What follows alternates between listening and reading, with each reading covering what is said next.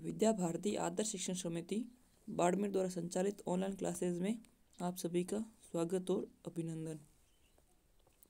आज हम कक्षा चतुर्थी विषय पर्यावरण पाठ क्रमांक 15 हमारे गौरव भाग 2 का अध्ययन करेंगे। तो इस पाठ के माध्यम से हम भारत के महापुरुषों और वीरांगनाओं के जीवन चरित्र के बारे में जानेंगे और उनके द्वारा किए गए साहसिक और गौरवपूर्ण कार्यों के बारे में भी जानेंगे और उन्हें अपने जीवन में उतारने का प्रयास करेंगे।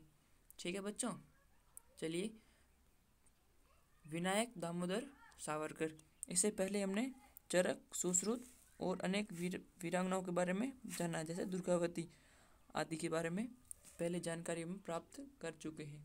तो उनका एक बार आप अध्ययन करेंगे और फिर हम आगे का आज अध्ययन करेंगे विनायक दामोदर सावरकर।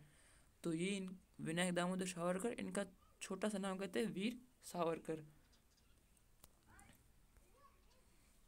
तो इनका जन्म 28 मई 1883 को हुआ था और इनकी मृत्यु 26 फरवरी 1966 के दिन हुई थी, अर्थात इनकी मृत्यु के समय इनकी उम्र थी 82 वर्ष। ठीक है, ये थी विनायक दामोदर सावरकर। चलो इनके बारे में कुछ पढ़ते हैं। ब्रिटिश साम्राज्य की बेड़ियों में जकड़ी भारत माता की स्वतंत्रता के लिए वीर सावरकर लगातार संघर्ष करते रहे।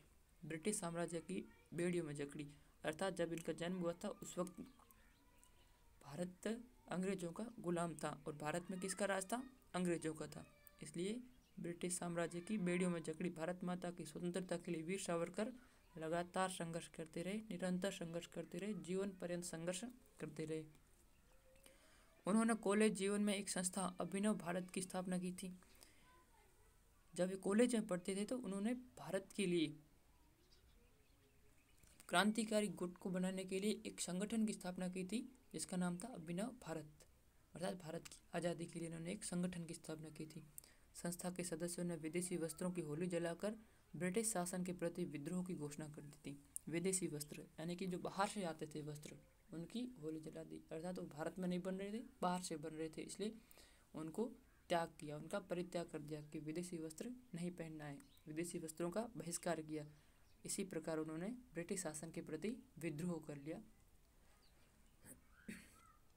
इंग्लैंड में रहकर उन्होंने इटली के देशभक्त क्रांतिकारी मैसिनी की जीवनी लिखी। जिस प्रकार वीर सावरकर भारत के क्रांतिकारी थे, एक प्रखर देशभक्त थे, उसी प्रकार इटली के देशभक्त क्रांतिकारी थे जिसका नाम था मैसिनी। उनकी जीवनी लिखी थी इन्होंने, इंग्लैंड में रहकर वहीं पर लिखी थी। इसकी प्रतियां प्रकाशित होते ही जब्त हो गई थी, परंतु ज़्यादा नहीं चली। इनकी जो कुछ प्रतियां थी वो प्रकाशित हुई, उन लोगों के बीच में आनी शुरू हुई, तब तक उसको जब्त कर ली गई थी। उन्होंने 1857 का प्रथम स्वतंत्रता संग्राम नामक पुस्तक लेकर इतिहास के वास्तविक स्वरूप को प्रस्तुत किया था। जिस प्रकार 1947 में देश की आज़ादी के लिए संघर्ष हुआ, उसी प्रकार एक संघर्ष और हुआ था भारत को आज़ाद कराने के लिए, वो हुआ था 1857 में। उसे कहते हैं 1857 का संग्राम, यानी भारत का प्रथम स्वतंत्रता संग्राम 1857 कहते हैं। उनके ऊपर एक इन्होंने पुस्तक लिखी थी और उस पुस्तक को लिखकर जो उस वक्त का वास्तविक इतिहास था उसको प्रकाशित किया, उसको प्रस्तुत किया, लोगों के समक्ष रखा। इसके प्रकाशन के कारण इनके बड़े भाई को आजीवन कारावास हुआ था। इन्होंने से पुस्तक को लिखी थी, परंतु उनको लोगों के बीच लाने का, प्रकाशित करने का कार्य उनके बड़े भाई ने किया था। और उन जैसे ही प्रकाशन कार्य किया तो उनके बड़े भाई को ब्रिटिश सरकार ने पकड़कर आजीवन कारावास, अर्थात जीवन पर्यंत जेल के अंदर डाल दिया गया था। क्रांतिकारियों के प्रेरणा स्रोत होने के कारण इनको इंग्लैंड से गिरफ्तार कर जब भारत ले जा रहे थे तो वे शौचालय से बाहर निकलकर समुद्र में कूद पड़े थे। इनको इंग्लैंड में गिरफ्तार किया था। क्यों किया था? क्योंकि जो क्रांतिकारी थे उस पर जो देशभक्त गतिविधियां हो रही थी तो उनके ये प्रेरणा स्रोत थे, उनको लिए प्रेरणा का कार्य कर रहे थे और ये अंग्रेजों के विरुद्ध कार्य कर रहे थे। इसलिए उन्होंने क्या किया, वहाँ से इनको गिरफ्तार कर लेते और गिरफ्तार करके वो भारत लेते, क्योंकि गिरफ्तार कहाँ करते? इंग्लैंड के अंदर, वो ला रहे थे भारत।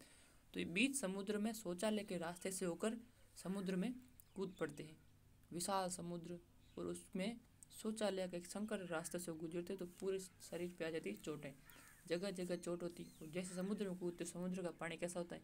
खारा होता है।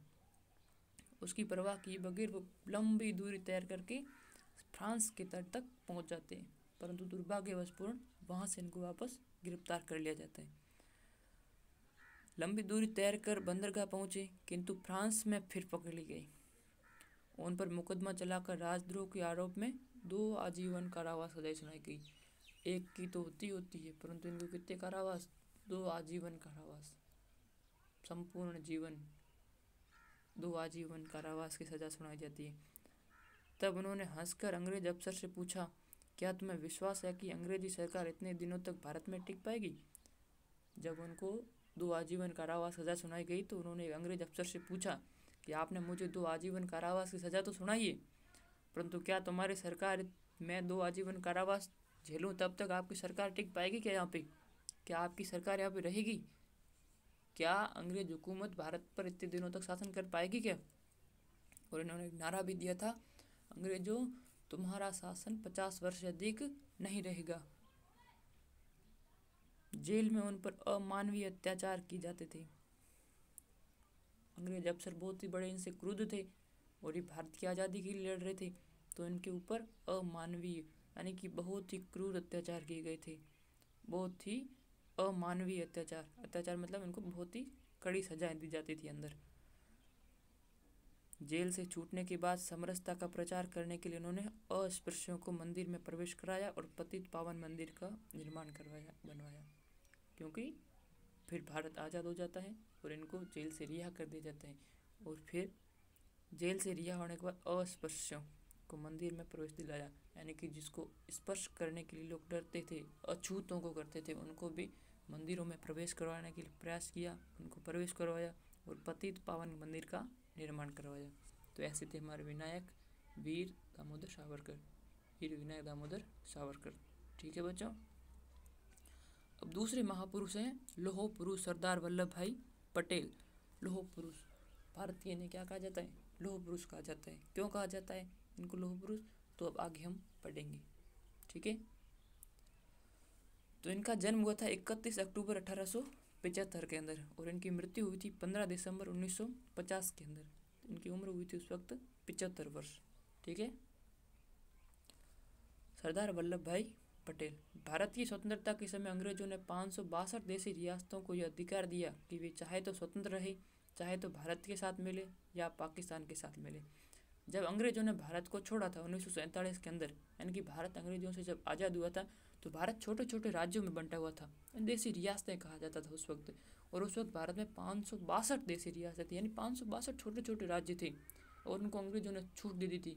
याद आप चाहो तो अपना एक स्वतंत्र देश घोषित कर सकते हो, या चाहो तो आप भारत के साथ मिल सकते हो, और या फिर उस वक्त भारत से जो अलग हुआ था पाकिस्तान, उसके साथ आप मिल सकते हो। तो ऐसी परिस्थितियों में सरदार वल्लभ भाई पटेल किस प्रकार इसको हैंडल करते हैं उसे देखेंगे। इस स्थिति से निपटने के लिए जिस महान नेता को सदैव याद किया जाएगा वे है सरदार वल्लभ भाई पटेल। अर्थात इन्होंने उन 562 देशी रियासतों को क्या किया था? एकीकरण किया था, उनको मिलाया था और एक भारत का निर्माण किया था। शिक्षा पूर्ण कर सर्वप्रथम उन्होंने गोधरा में प्रांतीय राजनीतिक सम्मेलन का आयोजन किया। देश में यह पहला सम्मेलन हुआ जिसमें केवल भारतीय भाषाओं का प्रयोग हुआ था, इसमें कोई विदेशी भाषा का प्रयोग नहीं हुआ, जिस प्रकार अंग्रेजी का। उनके प्रयत्न से गुजरात में बेगार प्रथा बंद हुई। बेगार प्रथा, कोई पैसे नहीं, जो उस वक्त होते थे जमींदार होते थे उनके वहाँ जाना और मुफ्त में, कोई पैसे नहीं, कोई अनाज नहीं, कोई मजदूरी नहीं, मुफ्त में जाके काम करके आना और कोई पैसे नहीं दे। इस प्रकार की जो बेगार प्रथा थी गुजरात के अंदर, इन्होंने बंद करवाई। उन्होंने अनेक आंदोलन का नेतृत्व किया। बारदौली के प्रसिद्ध किसान आंदोलन की सफलता के बाद गांधी जी ने वल्लभ भाई को सरदार की उपाधि दी और तब से वल्लभ भाई सरदार पटेल के नाम से प्रसिद्ध हुए। अब इन्हें सरदार की उपाधि कहाँ से प्राप्त हुई, किसने दी और कैसे प्राप्त हुई? तो बारदौली के प्रसिद्ध किसान आंदोलन, बारदौली में किसान आंदोलन हुआ था, उसका सफलतापूर्वक नेतृत्व किया था, आंदोलन को सफलतापूर्वक इन्होंने चलाया। तो उसी से वल्लभ भाई पटेल को गांधी जी ने सरदार की उपाधि प्रदान की। सरदार का मतलब होता है मुखिया, नेतृत्व करने वाला। वो सरदार नहीं जो पंजाब में रहते, वो सरदार सिख सरदार नहीं थी। इनके आगे सरदार लगता है, सरदार का मतलब होता अच्छा नेतृत्व करता, एक नेतृत्व कुशल नेतृत्व करता जैसे कह सकते हैं। तो उसी प्रकार इनको कहा गया सरदार और तब से ये वल्लभ भाई सरदार वल्लभ भाई पटेल के नाम से प्रसिद्ध हुए। 15 अगस्त 1947 को देश स्वतंत्र हुआ। सरदार पटेल गृह मंत्री बने। सूचना तथा प्रसारण विभाग तथा भारतीय रियासतों का विभाग भी उन्हें सौंपा गया। तो स्वतंत्र भारत के प्रथम गृह मंत्री सरदार वल्लभ भाई पटेल को बनाया गया था। फिर वे उप प्रधानमंत्री भी बने थे। अपनी संगठनात्मक कुशलता का परिचय देते हुए उन्होंने अधिकांश रियासतों को भारत में मिलाने में सफलता पाई। केवल कश्मीर, हैदराबाद और जूनागढ़ में कठिनाई आई थी। 3 रियासतें ऐसी थी जो भारत में मिलने का उत्सुक नहीं थी और उनको कठिनाई आई थी इनको मिलाने के लिए, क्योंकि वहाँ के जो रहने वाले तो जमींदार थे, जो रियासत के मालिक थे, वो नहीं मिल रहे थे। तो उनको कैसे मिला है, तो देखिए हैदराबाद में पुलिस एक्शन हुआ। नवाब ने 5 दिन में घुटने टेक दिए और हैदराबाद भारत में मिल गया।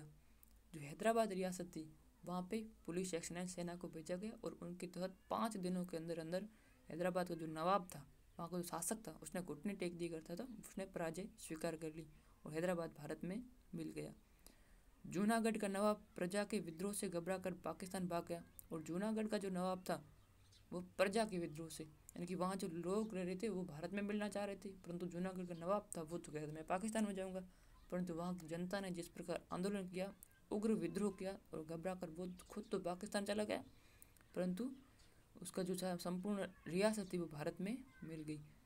सभी रियासतें भारत का अभिन्न अंग बन गई। इस प्रकार सारी रियासतें भारत का एक अभिन्न अंग बन गई, भारत के अंदर मिल जाती है। तो उन्होंने अपने 75वें जन्मदिवस पर उन्होंने देश को संदेश दिया था कि उत्पादन बढ़ाओ, खर्च घटाओ। वह आज भी सबके लिए सार्थक है। यानी जब ये 75 वर्ष के थे, तब जन्मदिन मना रहे थे, तब उन्होंने एक संदेश दिया भारत को, देश को, कि उत्पादन बढ़ाओ और खर्च घटाओ।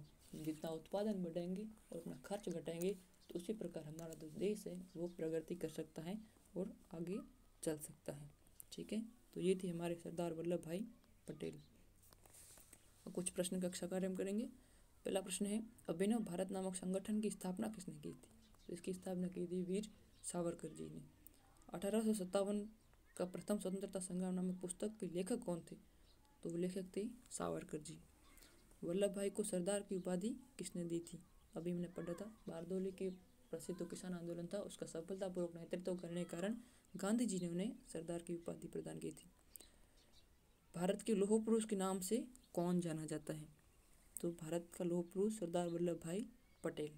ठीक है बच्चों, चलिए गृह कार्य हम करेंगे। भारत के कोई 10 स्वतंत्रता सेनानियों के नाम लिखने हैं। कोई भी 10 स्वतंत्रता सेनानी, उनके नाम लिखने हैं आपको। और दूसरा प्रश्न है कि शब्दों के अर्थ लिखना है। कारावास, कारावास का अर्थ होता है जेल में रहने का दंड। राजद्रोह, राज्य के प्रति वैर। क्रांतिकारी यानी क्रांति करने वाला। आजीवन, जीवन भर या संपूर्ण जीवन। समरसता, समरस होने का भाव। ठीक है, ये गृह कार्य हम करेंगे और कक्षा कार्य करेंगे। और आज हमारी पाठ पूर्ण होता है, आप इनका एक बार रिवीजन कर लेना। ठीक है बच्चों, धन्यवाद।